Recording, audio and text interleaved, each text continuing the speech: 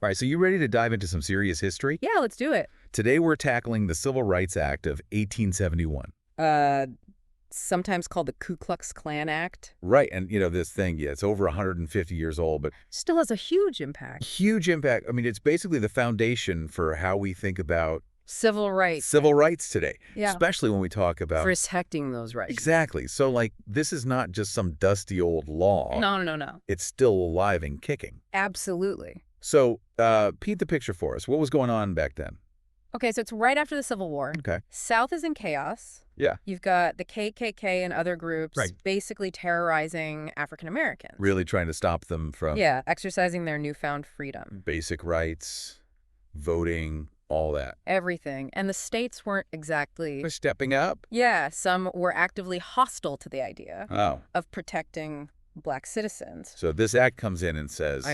Enough is enough. Federal government's going to step in. So that was a big shift, right? Huge. Before this, the federal government... Kind of hands off. Exactly. States' rights were the dominant idea. So this was really groundbreaking. Totally. It said the feds could enforce. Civil rights. Yeah, even if the states didn't want to. So what were some of the key things? Oh, well, one big one was going after conspiracies. Conspiracies. Yeah, like if a group of people got together Okay. to deprive someone of their rights, Gotcha. they could be held criminally liable. Wow, so they really went after the KKK with that. Oh, absolutely. That was a major target. And it wasn't just criminal charges, right? No, victims could also sue for damages. Like actual money. Yep, and that part is still in effect today. Really? So if something happened to me Theoretically, yeah, you could file a lawsuit. based on this law from the 1800s? It's true. We call those Section 1983 lawsuits. Section 1983. Okay, I've heard of that. Yeah, it comes directly from this act. Wild. So it's not just historical trivia. Not at all. It's still being used in courts today. Any examples come to mind? Well, there was a case a few years back Yeah. in California, police brutality case. Victim used Section 1983 to sue. And they won.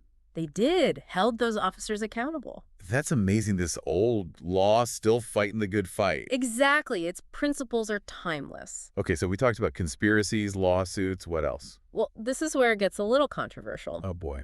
The act also gave the president power Power to do what? to suspend habeas corpus. Whoa, hold on. Habeas corpus. Break that down. It's a fundamental right, basically. Yeah. Means you can't be detained without cause. Okay.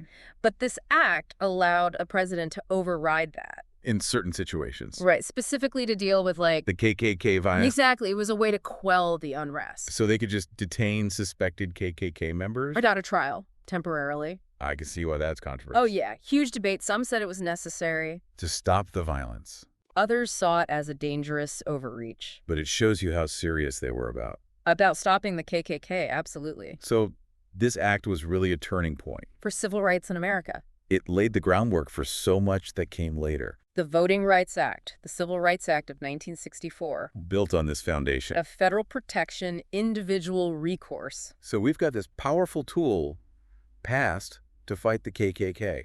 And it's still being used today To fight discrimination. against all sorts of groups. This makes you wonder, right? It does. We still see hate groups. Sadly, yeah. Discrimination is still a problem.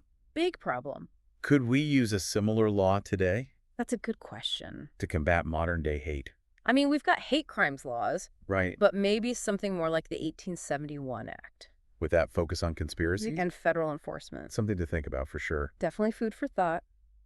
So there you have it, folks. The Civil Rights Act of 1871. The Ku Klux Klan Act A powerful piece of legislation. that continues to shape our world. Even today. So next time you hear about a Section 1983 lawsuit Remember its roots. in this incredible piece of history. And the ongoing struggle for civil rights. Thanks for tuning in. See you next time.